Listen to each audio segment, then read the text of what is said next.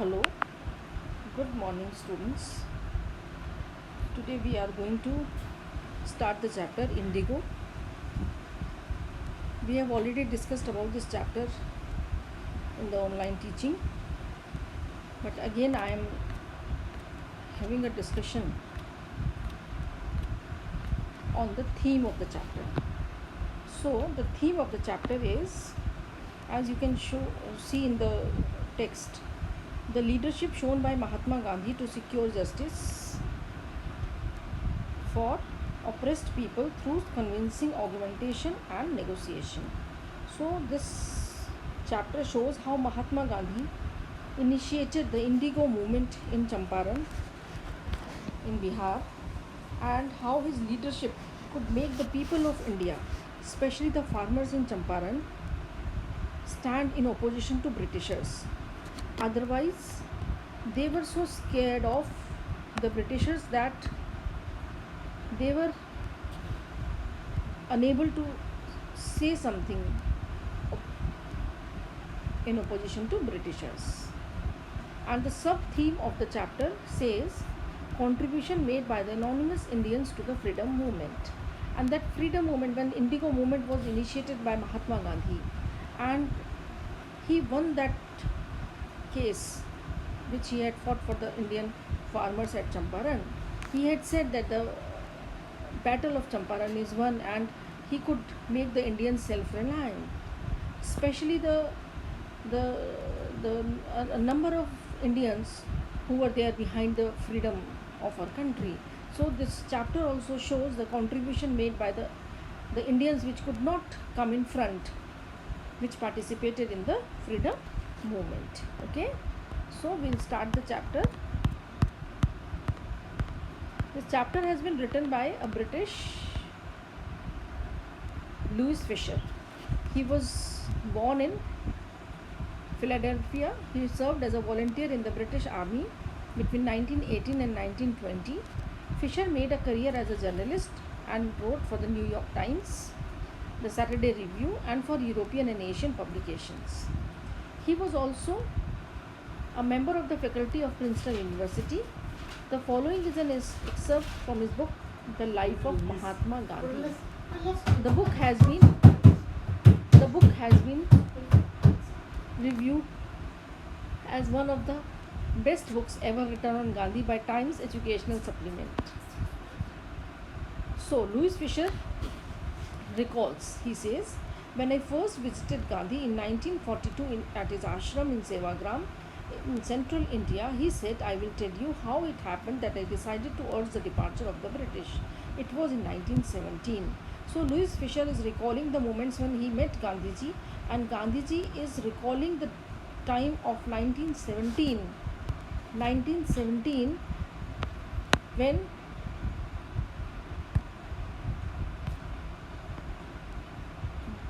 he decided to urge the departure of the British. So how it all happened, how did the Indigo movement happen in Champaran? This all these details are there. Okay, he had gone to December 1916 annual convention of the Indian National Congress Party in Lucknow. There were 2,301 delegates and many visitors. During the proceedings, Gandhi recounted, a peasant came to me looking like any other peasant in India, poor and emaciated, very poor and weak farmer. That is, his name was Rajkumar Shukla, and said, I am Rajkumar Shukla. I am from Champaran and I want you to come to my district. Gandhi had never heard of the place.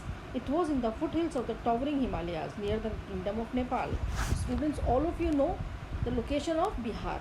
Okay, under an ancient arrangement. Now this was the problem of Champaran farmers. Under an ancient arrangement, the Champaran peasants were sharecroppers. What do you mean by sharecroppers? Sharecroppers means the people who share their crops with others.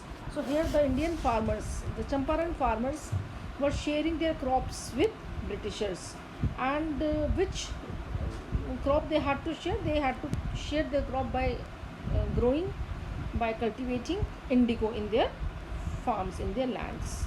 So Rajkumar Shukla was one of them. He was illiterate but resolute. It's a very important question here. How do you know that Rajkumar Shukla was a resolute person? Resolute means he had a firm determination. So how do you know that he was a resolute person? Here the answer is there. He had come to the Congress session to complain about the injustice of the landlord system in Bihar. And somebody had probably said, speak to Gandhi. So somebody came and somebody had told him that some Mahatma Gandhi is there who is helping the people out. So he also heard about Gandhi and he decided to come and visit Gandhi and decided to take Gandhiji to his place Champaran. Okay. Gandhi told Shukla he had an appointment in Kanpur. Now this this chapter has been written by a British, that is why he has spelled it as Kanpur. Otherwise this is Kanpur. And was also committed to go to other parts of India. Shukla accompanied him everywhere. This is very important. Rajkumar Shukla went to every place wherever Gandhiji went with him, because he was so firm determined that he decided that he would take Gandhiji to his place. Whenever Gandhiji will be free, he will take him to Champaran. Then Gandhiji returned to his ashram near Ahmedabad. All of you know his ashram is in Ahmedabad. Shukla followed him to the ashram. For weeks he never left Gandhiji's side. Every time he had been by Gandhiji's side. Fix a date, he begged. Impressed by the sharecropper's tenacity and the story, Gandhi said, I have to be in Calcutta on such and such date. Come and meet me and take me from there. So finally Gandhiji asked him to come to Calcutta so that they can fix a date for Champaran. Months passed. Shukla was sitting on his haunches at the appointed spot in Calcutta when Gandhi arrived. He waited till Gandhi was free. Then the two of them boarded a train for the city of Patna in Bihar. There, Shukla led him to the house of a lawyer named Rajendra Prasad, who later became the president of the Congress Party and of India. You know, Rajendra Prasad later on he became the president of India. So he went to Rajendra Prasad's place because he was a lawyer, and Gandhiji wanted to fight this case legally because he himself was a lawyer. Okay, so that is why he visited a lawyer, that is Rajendra Prasad. Rajendra Prasad was out of town, but the servants knew Shukla as a poor yeoman. Yeoman means farmer who pestered their master to help the indigo sharecroppers. So the servants at Rajendra Prasad's place knew that Rajkumar Shukla was a poor farmer who was a sharecropper. So they let him stay on the grounds with his companion Gandhi, whom they took to be another prison. Another very important question is there. Why did the servants at Rajendra Prasad's place take Gandhiji to be another prison? Why did they think that Gandhi was also a farmer? Because he had come there with Rajkumar Shukla, who was a farmer, and he was known to the servants. But Gandhi was not permitted to draw water from the well, lest some drops from his bucket pollute the entire source.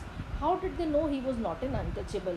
You know, students, in those times, especially during the British rule in our country, casteism was that prevailed in our country, and people of the lower caste, they were not supposed to draw water from the well. They were not supposed to touch the eatables, the water from the well. That is why the servants thought that Gandhiji belonged to a lower caste and he was an untouchable, and that is why they did not allow Gandhi to draw water from the well. Okay. Gandhi decided to go first to Muzaffarpur, which was en route to Champaran, which was on the way to Champaran, to obtain more complete information about condition that Shukla was capable of imparting. Because Shukla was very illiterate person, no? That is why he decided, Gandhiji thought that he would get the complete information about the farmers, about their case from somebody else, and this somebody else was J.B. Kriplani. He accordingly sent a telegram to Professor J.B. Kriplani of the Arts College in Muzaffarpur, whom he had seen at Tagore's Shantiniketan school. The train arrived at midnight, 15 April 1917. Kriplani was waiting at the station with a large body of students because he was a professor, so a large number of students were there with him. Gandhi stayed there for 2 days in the home of Professor Malkani, a teacher in a government school. Professor Malkani was a teacher in the government school, and it was not an extraordinary thing in those days, Gandhiji commented, for a government professor to harbor a man like me, to give shelter to a man like Gandhi, because Gandhiji was famous for his revolt. He was a rebellion for Britishers. So it was not easy for people like Professor Malkani, for people who were in the government sector, because government means British government. Okay, so if the British came to know that this person had given shelter to a man like Gandhi, definitely he could lose his job. Okay, in smaller localities, the Indians were afraid to show sympathy for advocates of home rule. Advocates of home rule means Indian lawyers. So in smaller localities, the Indians were afraid to show sympathy for the Indian lawyers, because they were scared of Britishers. Students, this was the main problem during the British rule, that Indians were very scared of Britishers. They were not free of fear.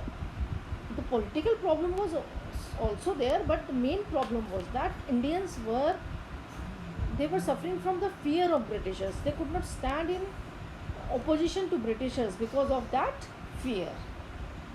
Okay, next, the news of Gandhiji's advent and of nature of his mission spread quickly through Muzaffarpur and to Champaran. Now people came to know about Gandhiji's arrival.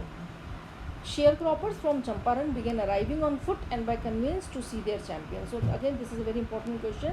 What was the people's reaction at Champaran when they came to know about the arrival of Gandhi? So when they came to know about the arrival of Gandhiji, they came on foot. Some of them came on foot, some of them came by conveyance to see their champion. So who was their champion? Gandhiji was their champion. Muzaffarpur lawyers called on Gandhi to brief him. They frequently represented peasant groups in court. They told him about their cases and reported the size of their fee. Now again a very important question. In the next lines it will come. Muzaffarpur lawyers briefed Gandhiji about the case. They also told him about the size of fee they have been charging from the farmers. So Gandhiji chided the lawyers. Chided means scolded the lawyers for collecting big fee from the sharecroppers. Again a very important question. Why did Gandhiji scold the lawyers? So he scolded the lawyers. He got angry, he got annoyed because the lawyers were collecting big fee from the poor sharecroppers. He said, I have come to the conclusion that we should stop going to law courts. Taking such cases to the courts does little good. Where the peasants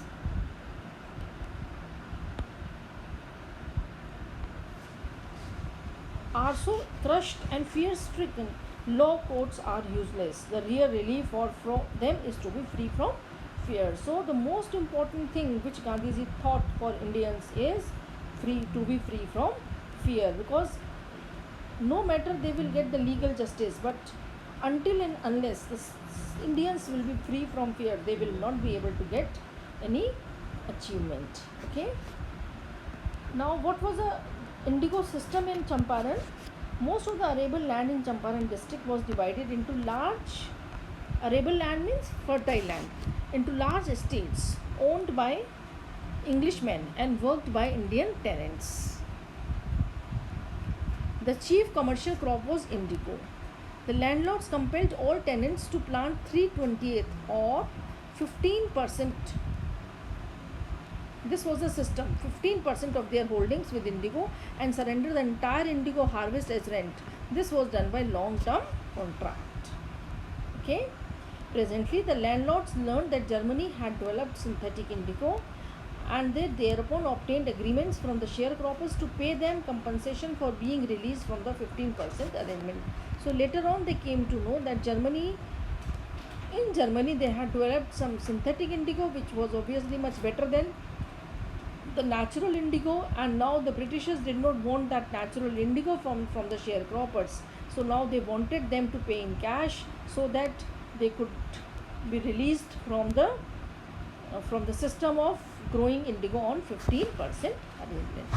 Okay, hopefully all of you have understood still here. The next we'll do in the